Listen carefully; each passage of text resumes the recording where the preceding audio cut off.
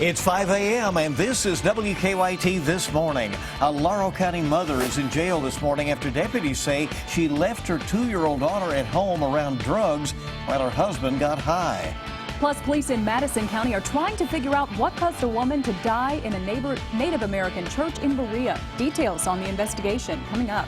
And Wildcat fans are counting down the days to the start of a brand new football season. We're looking ahead to safety and security changes expected to be announced today. That in your forecast right here on WKYT This Morning.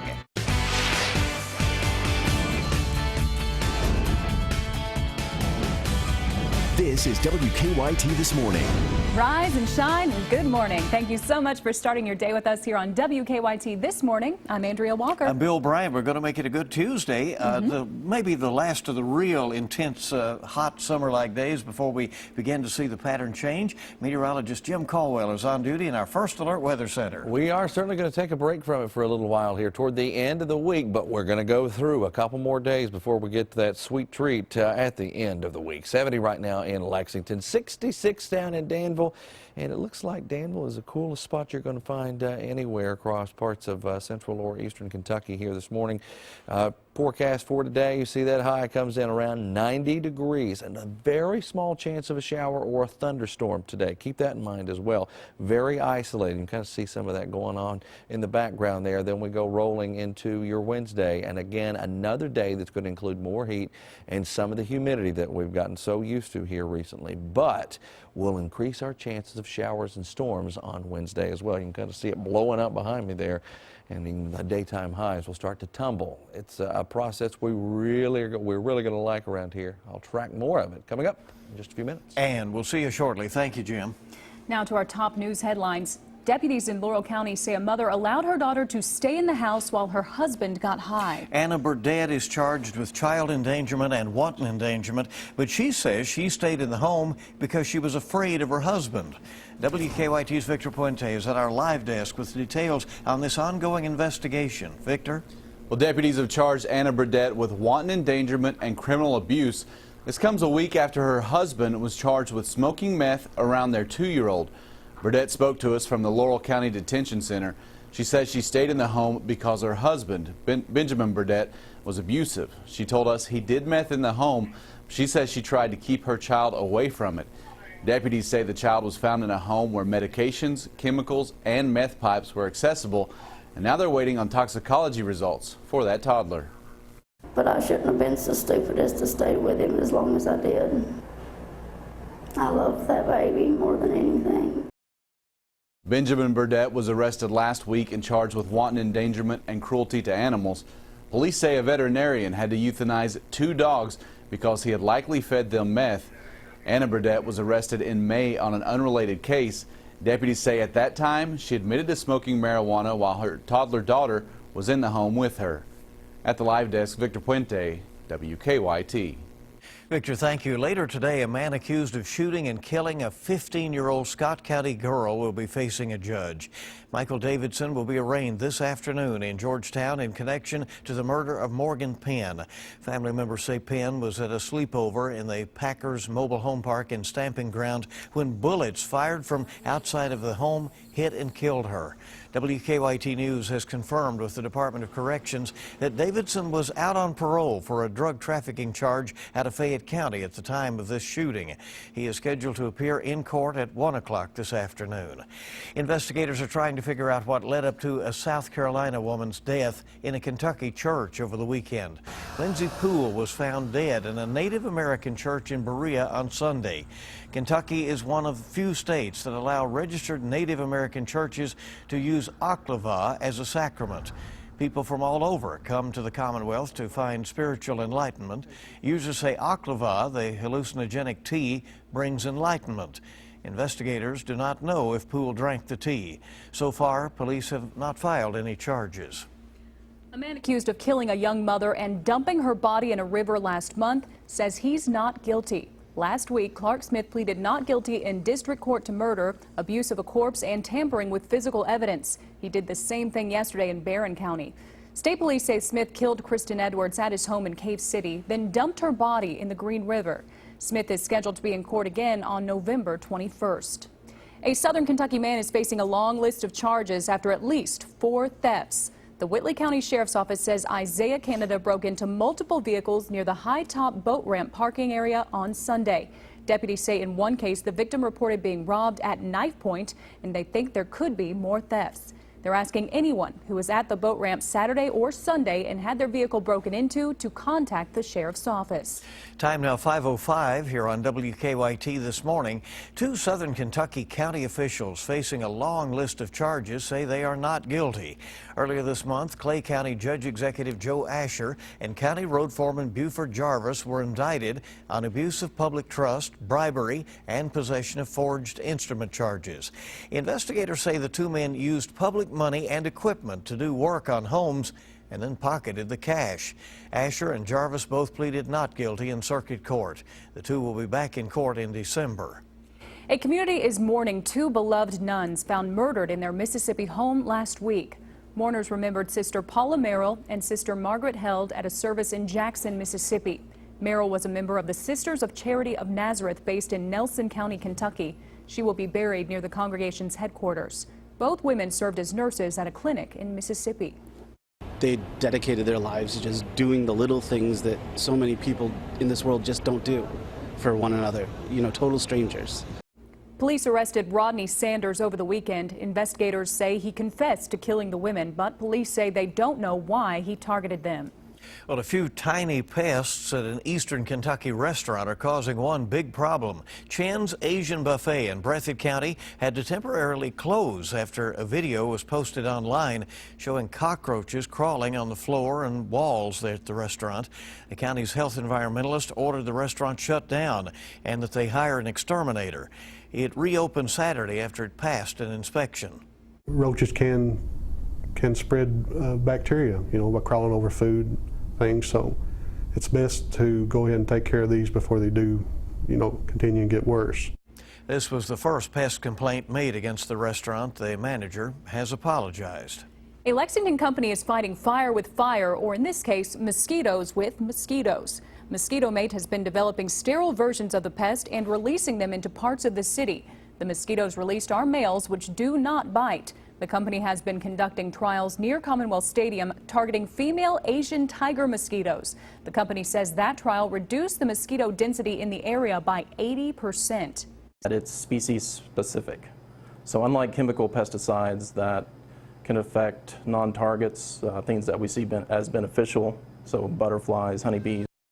The technology is starting to gain attention. Some of the mosquitoes have been sent to Fresno, California to be released in neighborhoods there.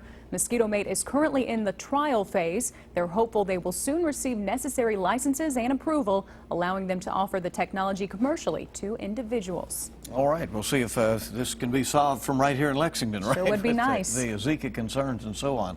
5:08 on WKYT this morning. It is nearly time for football to return to the Bluegrass. We're just 5 days away from the University of Kentucky's first football game of the season. And today, UK, along with Lexington officials, will announce the new changes for game day. WKYT's Mike Byer joins us live from Commonwealth Stadium, looking ahead to the announcement. Good morning, Andrea. We're just a few days away from September, which means Kentucky football season is back. The Cats play host to Southern Miss Saturday night, and fans attending that game will experience some new changes. The 2016 Game Day News Conference is set for this morning at 10. Many UK leaders, along with city representatives and several public agencies, will come together here at Commonwealth Stadium. They'll be outlining updates on safety, security, parking, and other matters related to large crowds coming to UK for home football games. Now, stay tuned to WKYT later today to find out what those new changes are for home games this football season. Live at Commonwealth Stadium, Mike Byer, WKYT. Okay, it's going to be a fun season. We'll see how everything goes. I think but it starts Saturday. getting excited because it's going to be nice, so it's going to be easy to enjoy. Right, it's going to feel like football weather with some cooler temperatures. WKYT this morning, we're just getting started. Here we are on your Tuesday with all the latest for you. Still to come, we're used to the fans showing love for their team in a crazy way here in Wildcat country. A look at some Cavs fans in Ohio who created a corny tribute to their team. That's ahead after Jim's forecast. And we are going to be tracking some decent weather once we get past the humidity and the storm chances here during the early parts of the week. It'll all be worth it, though. I'll break it down next week. Now, your zone-by-zone forecast with meteorologist Jim Caldwell. It doesn't always happen like this, but when we flip the calendar here later this week to go from August to September, fall will actually arrive. Now, meteorologically speaking, it does anyway, becoming September 1st. But that's always so confusing. We always go by true fall around here, and that's later on in the month. But this particular case, you'll get a good taste of it. But the problem is, and it's going to get buried a lot in the headlines you're going to see in the next few days. It's only for a few days, because once we get toward Labor Day, that heat does rally back. And next week, we're right back into the upper 80s, around 90 degrees. So it's only a brief little taste of fall that you're going to get around here. But it's going to be nice. It's going to be worth it. Totally worth it. Upper 60s, low 70s, and a few mid 60s showing up across Kentucky here on this Tuesday morning. It's right now 70 in Lexington and into Frankfort as well. Hour by hour run. Let's bring in the isolated chance of a shower or a thunderstorm. And again, just like yesterday, very small chances. You can see hit and miss type variety showing up with the model data, but it's mainly an isolated threat. And maybe more so into southeastern Kentucky, but anybody, if we can get the right elements going, and we all have them, could see it.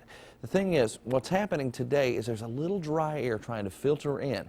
So that's actually going to shave off some of the humidity today. It's not going to be as intense. Yes, it's still going to be very uncomfortable out there, but it's not going to be to a higher level, so the heat index values aren't going to be as high either. So that's something to look forward to.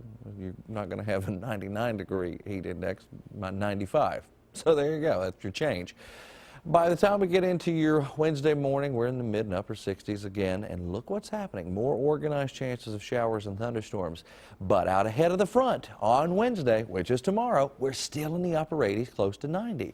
But that rain pushes through, and as it does, we're at 5 o'clock there, and you can see how much cooler it was. That will drop our temperatures, and that is the change in the atmosphere that we've been waiting for, and that's what we'll get toward the end of the week. As we get into your Thursday, daytime highs will only be in the upper 70s. Very comfortable stuff around here with low, very low humidity at that point. Now, we're talking about the fall air mass getting in here. That's what we call a cleansing front. It changes everything. Highs by the end of the week will run 75 to 80 degrees, and humidity, you'll barely even notice it's around. That's the kind of air mass you want, especially when you're talking about outdoor activities. And thousands of people will be heading out on Friday night for high school football, as they always do. And thousands of people will be headed out to Commonwealth Stadium on Saturday, as we're mixing in the sun and clouds. A high of 81. Around game time, though, we're probably in mid-70s. That, my friends, is very nice. Good football weather Friday night and Saturday night for the home opener. It is just going to be a good weekend. It's going to be fantastic. It'll be good. Period. No matter what your plans are. Some will probably bring a blanket. Yeah, well, have a little bite to it eventually. A little nip with the wind. All right. Thank you very much, Jim. It's 5:15 right now. Well, you know what? Kentucky fans, we know this to be true, do some crazy things to show their love for the Wildcats, so we're used to it here. Right. A couple in Ohio, though, have created this corn maze to honor LeBron James and the Cavs. Farm owners Kelly and Greg Clement are huge Cavs fans,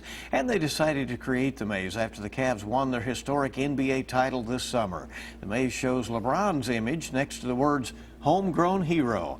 It also says Believe Land, and it shows an image of the NBA trophy. The amazing field work apparently caught LeBron's attention. He tweeted that the Cavs are honored by the Clement support. Well, why not? That is impressive. I have no idea how you would go about making something like that. And the only way to see it really is from up in the air. Exactly. But it looks awesome. That was commitment right there. Big fans. Yeah, lots of hard work. All right, good to have you along this morning. It's coming up on 5:17 on WKYT on your Tuesday. When we return, a look at your money. Americans love to eat out, and how Coca-Cola Company is replenishing the water it uses. Those stories and more in your CBS Money Watch report. Hey, welcome back into WKYT this morning. Time to get up and go here on your Tuesday. It's 5:20 right now. There's a new report out this morning showing that Americans love eating out. Really no surprise there. No, I love it too. Plus, Coca-Cola is giving back in a big way. Jamie Yukas has your latest on the money. Apple lovers, it's time to geek out. It looks like Apple will announce the iPhone 7 on September 7th in San Francisco. Invites were sent to press today saying, see you on the 7th. Many predict a camera upgrade, a 3D touch home button, and new headphone jack. Apple Watch upgrades are also rumored. Stocks went up on Monday based on consumer spending being up a fourth straight month. The Dow closed up 107 points. The Nasdaq added 13. Not totally surprising, a new report shows Americans love eating out. The average household spends about $240 a month at restaurants. The U.S. Bureau of Labor Statistics shows prices at restaurants are also going up, likely because of pressure to pay employees high wages. And Coca-Cola is the first Fortune 500 company to replenish all the water it uses globally to make its products. Now, that doesn't mean literally replacing all the water it uses to make soft drinks, but does mean restoring or helping communities build water sanitation systems and plant trees to balance out the water it does use. That's your CBS Money Watch report. For more, log on to cbsmoneywatch.com. In New York, I'm Jamie Yukas. All right, some interesting news about your money. The money, as I said. The money, as you said. All right. What little there is sometimes, right? Coming up on 522 on WKYT on your Tuesday morning, and we're back with so much more in just a moment. Sports is on the way next. The Wildcats get ready to kick off the season on Saturday. Drew Barker takes over at quarterback. What does Stoops have to say about his new starting quarterback? Find out next in sports.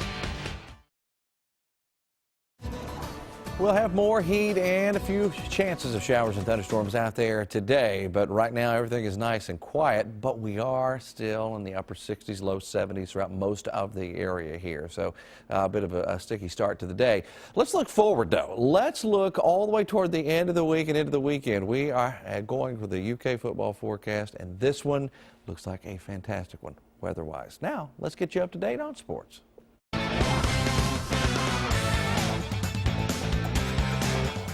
Saturday's season opener with UK and Southern Miss will see two quarterbacks who differ greatly in their experience. Drew Barker has a total of 364 passing yards, while Southern Miss's quarterback Nick Mullins has more than 8,600 yards. But Barker has totally committed to what Mark Stoops and the coaching staff have been teaching him. So much so that Mark Stoops had nothing but great things to say about him on Monday. Yes, I am. I'm very pleased with what he's done. I've talked about it less than we have in the past, but my message has been the same. I've been pleased with his progress. I've been pleased with his poise. He's been accurate. I think, again, it's a reflection of the guys around him as well.